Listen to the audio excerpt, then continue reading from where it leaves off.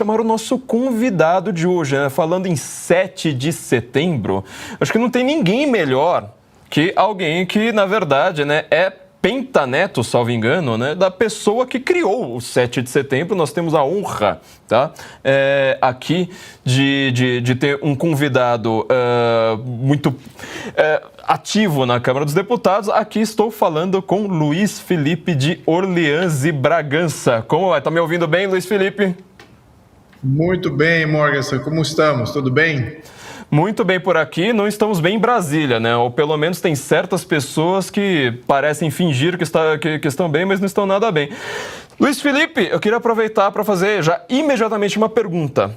As pessoas não sabem direito o que é a independência do Brasil, tá? A gente sabe que aconteceu algo no 7 de setembro e Dom Pedro declarou a independência ali de Portugal e nós estamos comemorando como se fosse lá. Parece que é uma briga, né, entre Brasil e Portugal. A gente sabe que não é exatamente isso. Eu queria fugir, então, um pouco desse noticiário de agora, saber se você consegue explicar para a gente o que, de fato, nós estamos comemorando hoje.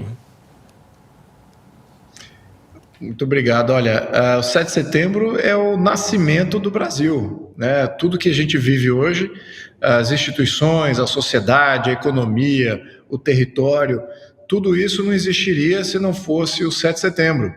E o 7 de setembro foi uma decisão da Leopoldina, do Pedro I e do Bonifácio de libertar o país da Constituição portuguesa, das cortes portuguesas, se desvincular completamente de Portugal. Lembrando que o Brasil era considerado Reino Unido. Essa que era a definição do Brasil até aquele momento. Então, existiu o Reino do Brasil, o Reino do Portugal e Algarves, e então essa era a união que existia, como se fossem dois estados de um país que tinha um mar separando, que era o Atlântico. Muito bem. Então, a sede passou para o Brasil, depois, a partir de 1820, as cortes portuguesas começaram a exigir o retorno da sede do Reino Unido voltar para Portugal. João VI volta, mas os brasileiros já estavam com aquele gostinho já de independência ali, muito mais aguçado. E também, Leopoldina não queria voltar para uma situação em que as cortes portuguesas iam comandar a sua vida, a vida do Pedro I. Então, ela também tinha o interesse de ter um país independente, sempre teve. E claro que aí Pedro I foi levado também, até pelo seu próprio pai, João VI, para fazer essa independência, sabendo que se ele não tivesse feito essa independência, cairia na mão dos oligarcas locais ali que existiam já no início do século XIX. E viraria talvez um país extremamente dividido, haveria outras invasões, muito possivelmente, porque Portugal é um país pequeno e tudo, mas tem uma capacidade de proteção boa até naquela época, mas haveria interesses franceses, holandeses, ingleses, até mesmo norte-americanos.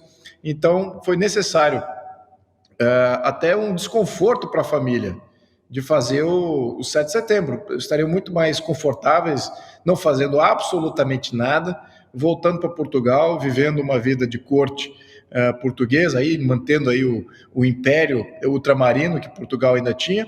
Então, a independência foi um ato de desconforto, de liderança, e é isso que eu acho que a mensagem grande aqui para o brasileiro. O brasileiro nasce dessa intenção, uma intenção de liderança, de protagonismo.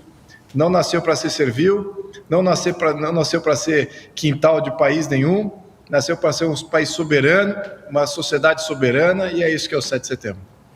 Muito bem, Luiz Felipe. Então, pelo que a gente está tendo dessa grande aula de história condensada aqui, parece que nós tivemos, então, o Brasil porque ele estava lutando contra as cortes, né? Ali, no caso, não era exatamente do judiciário, as cortes do legislativo ali na época, mas você troca o poder, exato. A história parece ser muito, muito repetida. Fabiana Barroso do Bem, temos alguma pergunta aqui? Primeiro, um prazer. Muito obrigada ao nosso deputado federal, né, que é também conhecido, eu preciso falar disso nesse dia importante, como sendo um dos grandes ativistas, né?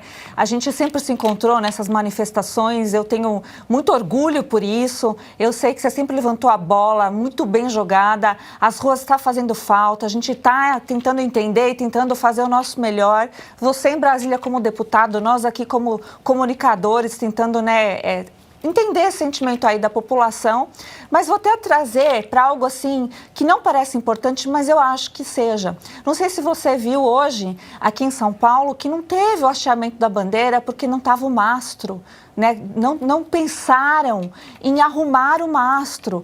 Então, é assim, nesses pequenos detalhes que a gente vê a importância dos símbolos nacionais não serem respeitados. Eu estou falando da nossa cidade aqui de São Paulo, que tem o prefeito aqui, Ricardo Nunes, que deu a entrevista como se não fosse nada.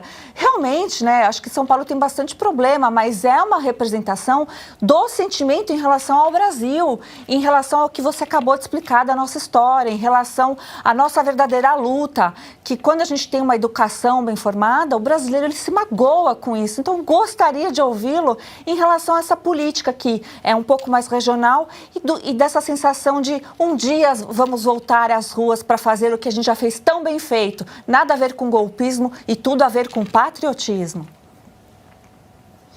Exatamente. Olha, Fabiana, você está pontuando aqui eu diria que uma característica da burocracia brasileira e da política brasileira, porque todos aqueles que ocupam a burocracia brasileira e a política, ou seja, os eleitos, os partidos, as máquinas partidárias e tudo, eles não são vinculados à população, a essa nova vontade de defender o país, de defender os símbolos nacionais, de defender o território brasileiro, de defender a população brasileira, os interesses dela e, claro, abraçar todas o que é fundamental, os valores fundamentais, né, que é propriedade privada, livre iniciativa, liberdade de expressão, liberdade de consciência.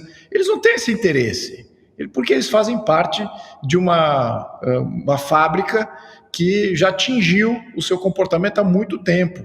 Então, eles não são patriotas, né? Talvez tenha algumas parcelas de patriotas ali, mas assim, se você for falar majoritariamente a máquina pública, a burocracia e os políticos, eles são patriotas, eu diria que não. A população eu diria que majoritariamente sim. Então, você tem um descasamento de representatividade muito grande, que só cresce.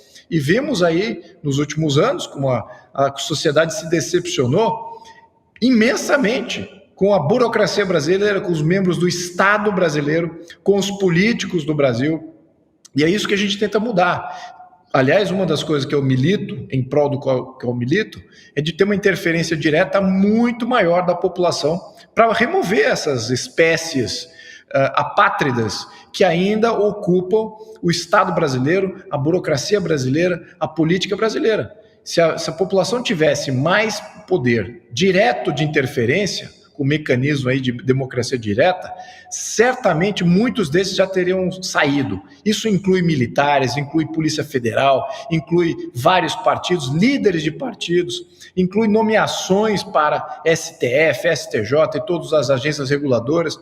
Então a gente precisa extirpar, literalmente, o Brasil desse tipo de comportamento. É possível que esses mudem e passem a abraçar? É possível, a redenção existe, né? O catolicismo ensina isso, a redenção existe para todos esses, para agora abraçarem uma questão de pátria que está aflorada, que é necessária para o século XXI. Até diplomatas estão completamente fora de contexto. Vou incluir os diplomatas nisso também. Eles são apátridas porque eles pensam de maneira globalista. Então, veja como cada setor do que é a política hoje, do Estado, dos políticos representantes, aquilo que é financiado por dinheiro cobrado da população, tudo isso não representa de fato o brasileiro. Temos um grande problema de representatividade. E eu tento trazer isso à tona a cada eleição, a cada momento que é possível, e você vê a covardia que existe no legislativo de abraçar reformas do sistema eleitoral, do sistema partidário, do próprio judiciário. A maioria é covarde, porque eles não representam a população brasileira. O sistema partidário se blinda de botar mais patriotas para dentro do sistema. Se fosse o caso, a gente já teria várias reformas aí sendo pautadas, assinadas, e nada disso está acontecendo. Então, cabe aqui, eu acho que temos uma janela que está se fechando. A gente tinha uma janela maior antes, mas a cada dia essa janela fica muito menor, para que a gente possa influenciar os atuais deputados a assinarem reformas e começar a discutir essas grandes reformas. Por enquanto, isso ainda não está na realidade dessa legislatura. Talvez seja uma das piores legislaturas desde quando todos estavam no mensalão.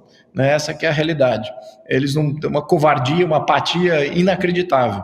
Então, eu espero que os patriotas que estão nos escutando entrem em contato com os deputados aí do Centrão, do Centrão, e comecem a cobrar grandes reformas para dar interferência direta à soberania popular, à população, para poder interferir diretamente nas nomeações, escolhas, decisões. Tudo isso é necessário. Então, é por isso que a gente vê esse descasamento aí, né? O que a gente tem como Estado está muito distante do que seria a vontade popular. De fato, parece um idealismo, mas também nós temos de entender que a população apoiou o 7 de setembro original há 201 anos, exatamente pensando em representatividade, ou seja, o Estado que tanto se arrola lá falando Estado democrático de direito, ele precisa representar o povo e não se encastelar, usar a democracia só como uma palavra para justificar qualquer tipo de poder. Cris Gremel, lá direto da República de Curitiba, mas seu comentário, Cris? Eu vou me estender um pouquinho aqui, mas ouvindo o deputado Luiz Felipe falar dos diplomatas globalistas, lembrei que o tema que Lula jogou como o 7 de setembro de 2023 era democracia, soberania e união.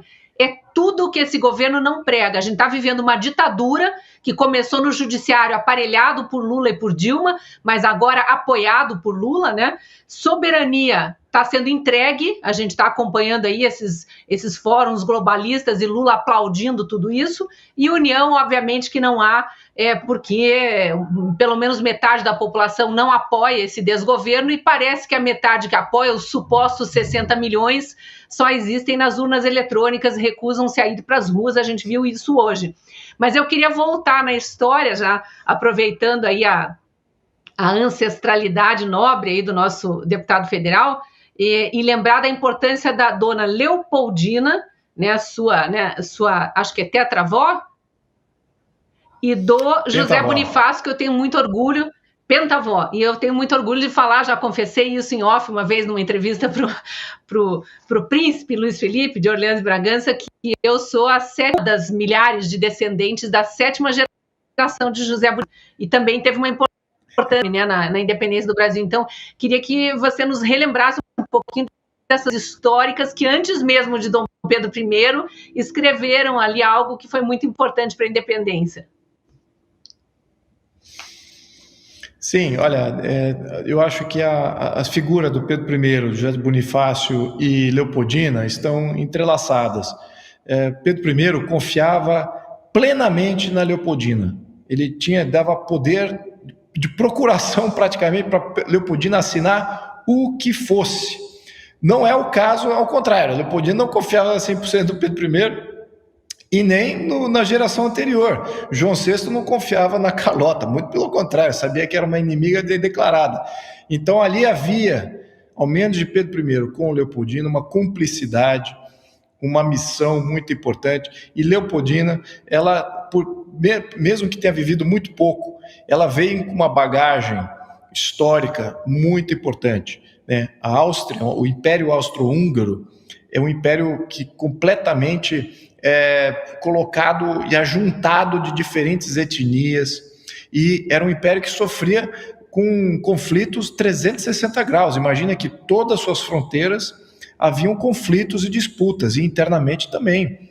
Então ela trazia essa missão de trazer um abrigo, ou seja, um paraíso da própria família dela fora do contexto europeu. Então a motivação dela de fazer uma independência era total. era total, era elegível. A motivação de Bonifácio era, eu diria que até quase intelectual, era como de princípio, né? E a questão do Pedro I era de sobrevivência da Casa dos Bragança, então cada um tinha uma motivação específica. Agora, a convergência, e o Brasil absorve tudo isso. É isso que é a realidade, né? No contexto do gigantismo e da pujança que existia no Brasil, os três se absorvem pela brasilidade. É isso que é apesar das suas motivações serem peculiares e próprias, idiosincráticas de cada um, dentro de um contexto de Brasil e esperança e essa visibilidade muito maior de criar uma grande nação pacífica, né, que possa ajudar a todos os três e muito mais pessoas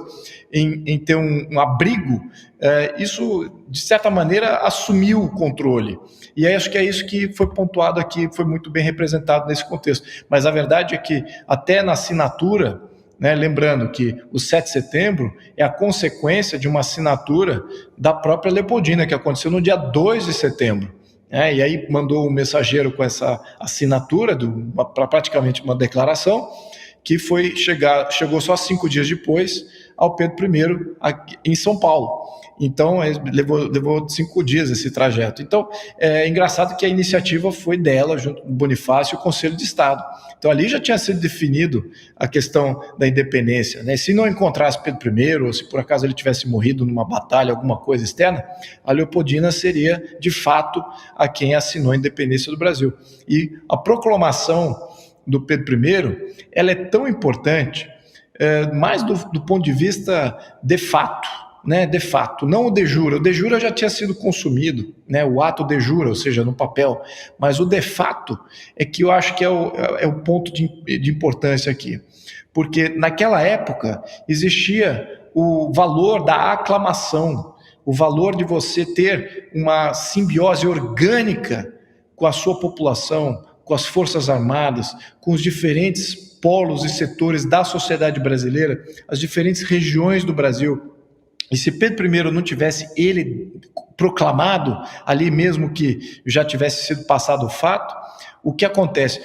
Ficaria diria que uma independência manca, né? Você fica sem esse aspecto orgânico de legitimidade, que é fundamental para qualquer regime, incluso monarquia hereditária. Todo rei tem um momento em que ele é aclamado rei, ele pode herdar a coroa, pode herdar o poder, pode herdar o território, mas ele só se torna rei quando ele é efetivamente aclamado. E foi isso que aconteceu com Pedro I. Ele rompeu, então era a força dele, da aclamação popular, que ele rompeu com Portugal, rompeu com a Constituição portuguesa, e era isso que dava força legítima, legal para Pedro I ser quem ele era. Então ele rompeu com isso porque ele sabia que do outro lado do muro tinha um Brasil pronto para abraçá-lo. E aí ficamos aí 2 anos, praticamente 2 anos, sem Constituição que desse de fato poder ao Pedro I. No entanto, pelo fato dele ter sido aclamado, já era reconhecido, já era o de fato imperador, apesar até antes dele ter sido coroado imperador. Enfim, então esses detalhes na história são importantes para resgatar, porque muitos desses aspectos se perderam na questão republicana, na questão de ter tudo baseado no voto e tudo baseado em sistema eleitoral. Eu acho que é uma mácula, até uma coisa que tem que ser revista de uma maneira muito mais, eu diria que intuitiva, porque vários aspectos positivos que você tem da sociedade, que ainda existem na sociedade, não são representados através do voto. Eles são completamente mitigados. O mais preparado, o mais qualificado, aquele que tem mérito, aquele que todo mundo aclama, não necessariamente aquele eleito. Então, a gente talvez tenha que fazer essa introspecção aqui desse momento. Estou expandindo aqui o debate para outros temas, mas efetivamente é isso. Acho que foi um momento muito importante, uma convergência de interesse de pessoas muito peculiares. No entanto, o momento e o país absorveram essas 3 pessoas de uma maneira completa. E é por isso que eu acho que eles são os pais fundadores, não tem como tirar isso deles, serão sempre, eu diria só para terminar aqui, me estender nesse tema, serão sempre o início da nossa grande nação, serão sempre isso. E todo brasileiro que esbarrar na história do Brasil e querer, de fato, resgatar tudo aquilo que ele é, porque faz parte da nossa identidade hoje. Então, todo aquele brasileiro que esbarrar na história do Brasil, por mais destruído e avassalado e corrupto que esteja o momento atual, se você se reconectar com a história do Brasil, você se recupera, e você agindo com seus amigos, vocês todos recuperam o Brasil no momento seguinte. Então, é por isso que a história do Brasil é importante, porque ela é bonita, ela é positiva, ela veio para trazer virtudes, grandes interesses de pessoas que estavam vinculadas por virtudes e querer criar um grande país. É isso que é a história do Brasil. Belíssimas palavras, Luiz Felipe. Além do mais, eu gostaria de destacar este papel, né, dado a Leopoldina. Nunca vi uma feminista, por exemplo, né, falando do papel que ela teve na independência do Brasil, como ela é uma das pessoas mais admiráveis em toda a nossa história. Infelizmente, né, não sei se nas aulas de história estão ainda estudando direito tudo isso. Eu achei também bastante curioso, né, o senhor falando sobre Dom Pedro ter ficado sem Constituição. Hoje em dia parece que a gente tem Constituição, mas é meio pro forma, né? Só para ela ser lembrada de vez em quando. Marco Antônio, seu comentário, por favor.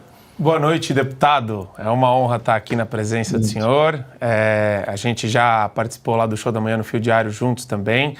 Queremos tê-lo de volta lá, especialmente porque os temas eles são prementes aí para a gente debater. O mais importante que eu acho é o seguinte, e eu queria perguntá-lo a respeito.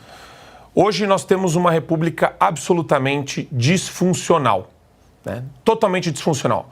O desenho institucional feito pelos nossos constituintes, com todo respeito, é uma porcaria, é uma grandíssima porcaria, é um lixo.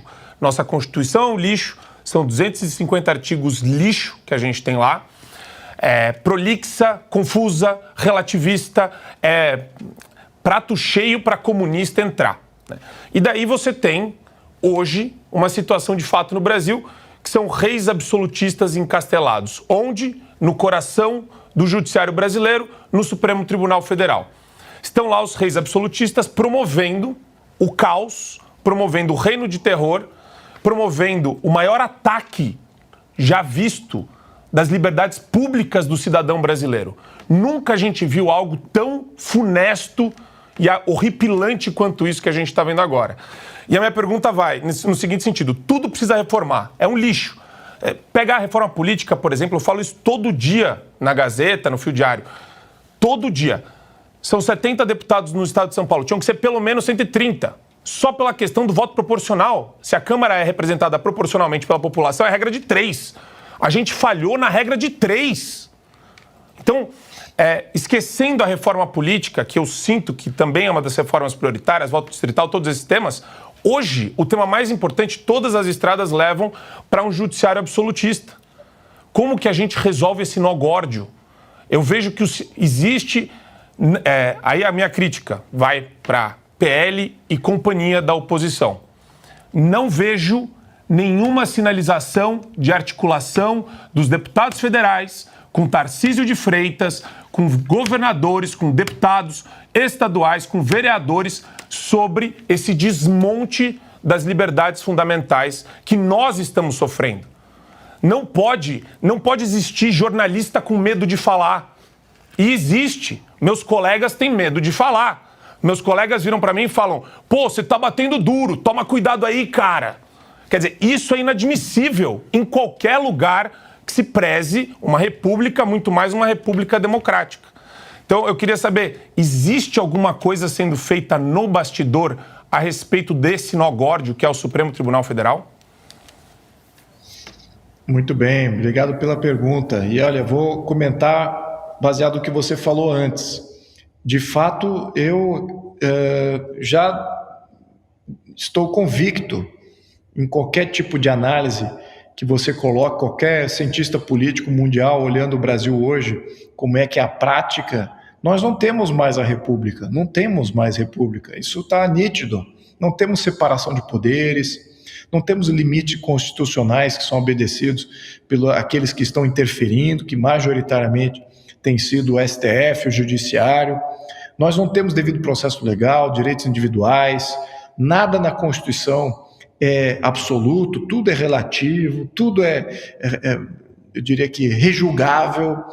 Então você não tem estabilidade jurídica nenhuma. Eu fiz até um artigo, engraçado, um amigo meu me apontou isso, eu fiz um artigo, eu dei uma entrevista no Estadão, acho que foi em 2019, final de 2019, 2020, não me lembro. E eu falava que o Bolsonaro ia ser o último presidente da República. E eu acertei. Eu assumia que a gente ia melhorar depois dele, que ele ia mudar o regime, que a gente ia ter um modelo mais parlamentarista, que a gente faria uma mobilização em prol de uma nova Constituição. É isso que eu achava, né? Eu tinha essa esperança. Mas não, deterioramos para aquilo que de fato é o poder, porque o aparelhamento dessa burocracia, o aparelhamento das instituições de Estado, da diplomacia, do Exército, da Polícia Federal, de toda a parte judiciária, de toda essa questão de burocracia, já está total. Então, eu até fiz até uma homenagem ali para o José Dirceu, até falei que o Instituto Rio Branco, aquele que ensina os diplomatas a serem diplomatas, né? E que vão, de fato, depois representar o Brasil, o Instituto Rio Branco, Barão de Ribeiro, tinha que mudar de nome, tinha que virar Instituto José Dirceu, porque os diplomatas não pensam como o Barão de Rio Branco, mas está nítido eu diria que ali está bem visível a mudança de viés ideológico, político. Então, eu até pela preservação do nome do Barão do Rio Branco e do legado do Barão do Rio Branco, precisa mudar o nome desse instituto urgentemente, né? Só para não macular mais o que foi o Barão do Rio Branco. Então, isso é só para dar um pouquinho da luz em torno do aparelhamento de Estado que é massivo e foi organizado propositalmente. Então, era contra isso que o presidente Jair Bolsonaro estava tentando lutar. Ele não sabia, talvez, que tipo de efetividade ele teria, ou a opinião pública teria para mudar isso. É claro que nós estamos vendo agora com um general que prende inocentes, entrega inocentes por medidas ilegais, né? a polícia, isso não tem cabimento. Então, um general traiu inocentes ali, que estavam até pedindo ajuda e enaltecendo as Forças Armadas, ele debocha e ainda prende. E o outro conspira internamente e faz lá todo aquele tipo de apanhado ali, que parece que ele estava envolvido em abrir as portas e deixar os manifestantes, se é que eram os manifestantes e não eram infiltrados. Então isso a gente tem que ver. Mas você vê, no mínimo, 2 generais ali com um dedo na conspiração do Estado contra a população brasileira, né? Contra inocentes. Então, o que está acontecendo? O que é isso? Isso é o fim do Estado de Direito do Brasil. Isso marcou exatamente não só o fim do Estado de Direito do Brasil e de várias instituições que se levantaram contra a possibilidade de um novo governo Bolsonaro. Essa que é a verdade.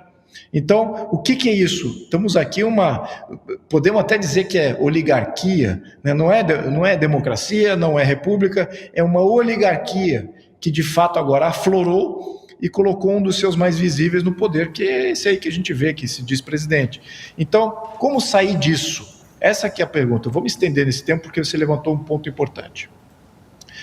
Como sair disso? Propostas de reformas existem. Por exemplo, eu já tive 2 vezes, tentei levantar assinatura para a reforma do judiciário. Agora, estou dando até apoio, estou ajudando a colher de assinatura para um outro grupo de deputados, que é do Centro, né, um deputado do PSD e outro deputado do União, que vieram com a seguinte proposta: que qualquer decisão do STF seja revista pelo Congresso, dá poder ao Congresso, para que o Congresso valide a legislação que o STF está ali julgando e propondo. Então a gente até encara como o STF como sendo uma iniciativa judiciária, mas que tem que passar pelo Congresso, porque o Congresso é o poder legislativo, de fato e de jura, né? Então essa que é o ponto. E quantas assinaturas tivemos com isso? Né? Até agora 50 assinaturas, né? Até do meu partido 40, talvez nem isso. Então você fica vendo como é que você tem a maioria dos deputados, aí você tem aí 450 deputados, covardes. Então, literalmente covardes. Se não são covardes, são corruptos. E não entendem que uma coisa que até dá mais poder para o Congresso, que valida o que de fato é o Congresso. Então, aí fica a questão, como é que esse pessoal está lá representando a população brasileira? né? Está muito cedo, talvez, para eu falar que são todos covardes ou corruptos. Sabemos que temos esse preconceito, o preconceito da população e o meu também. Até que ele se prove ao contrário, eu gostaria de ver aí 200, 300 assinaturas nesse projeto. E nem é um projeto meu, nem é um projeto da oposição. Vou lembrar aqui, são 2 deputados do centro, que existem, bons deputados do centro. Então lá, você pode pensar em cada partido, você pode pensar os seus bons deputados. Aqui, no caso, é o Reino Cefanes e o Pavinato. Então, eles se juntaram e falaram, vamos fazer o que é a proposta, que não mexe com o judiciário, mas que dá o poder ao Congresso de rever o que o judiciário está fazendo de interferência.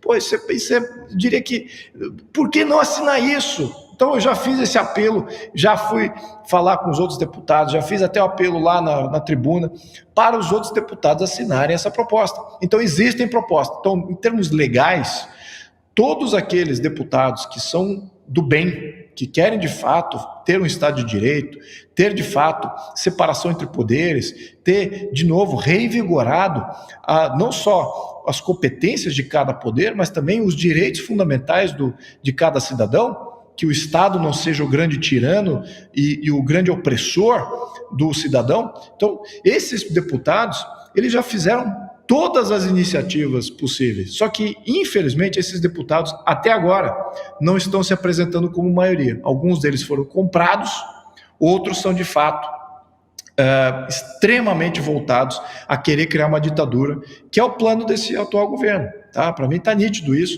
Então, já estão, de fato, agindo como uma ditadura. Nós vemos ali um esvaziamento do debate no Congresso.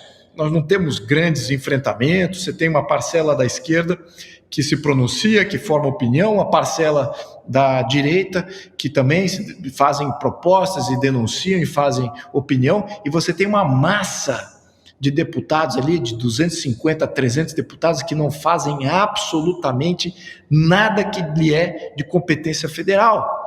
Temos um grande problema até da questão de representativo. Para que serve um deputado federal? Eles viraram vereadores federais. Eles alçam voos para conquistar ser um deputado federal, porque o deputado federal tem mais emenda parlamentar. Ele tem mais emenda parlamentar do que um deputado estadual, do que um vereador. Então, toda a vontade dele é ser deputado federal para ter mais dinheiro, para poder trazer de volta para suas prefeituras que eles comandam, e esses eleitores ainda elegerem eles. Então, os eleitores têm que ser esclarecidos aqui. Acho que a grande denúncia é desse tipo de prática, que é a prática do centro, que não tem ideologia, não tem nada, é fisiologista, não são da esquerda radical, que tem esse plano ridículo, vencido da esquerda radical, que é o que vai ser implementado, mas eles também não têm a defensoria daquilo que é o certo. Eles são vagos. Então é isso que a gente precisa combater. Como é que combate isso? Trazendo esclarecimento, vocês pontuando, criticando exatamente aonde tem que ser criticado, porque olha, eu vou defender aqui todos da oposição, todos os deputados da oposição, isso inclui alguns deputados do centro que se colocam na oposição, ou que pontualmente eles se colocam em prol, de fato, do Estado de Direito. Eles precisam ser protegidos. O ataque tem que ser nesses invisíveis, nesses 250, 300 deputados que são invisíveis, e se vocês trouxerem luz a eles vão entrar em pânico. É que nem você levantar pedra e sair um monte de barata correndo. É exatamente a mesma reação que eu acho que vocês podem ter. Então, se eu puder aqui canalizar o foco, vamos focar nos deputados do centro, porque eles são muitos, e se eles tiverem um pouquinho mais de cobrança em cima deles, eles poderiam até votar contra o governo, votar contra esse plano, e que eles votavam até antes do governo resolver soltar 20 bilhões para comprar os deputados, eles estavam votando com a oposição. Por que mudaram de voto? Porque se venderam. Então, está nítido aí a mudança, e o porquê da mudança. Então, cabe a livre imprensa, ao contrário, a imprensa livre, trazer luz sobre esses deputados e dizer o seguinte: tá bom, vai pegar dinheiro do governo? Vai custar caro. Vai custar caro na opinião pública, porque a gente vai trazer luz aqui para o seu eleitor, e o seu eleitor não quer mais ver isso acontecer. Por mais que você esteja ajudando localmente, fazendo uma creche ali, trazendo dinheiro para fazer uma pracinha, ou fazer uma escola, ou melhorar, não sei, alguma coisa da saúde, isso não é dinheiro deles.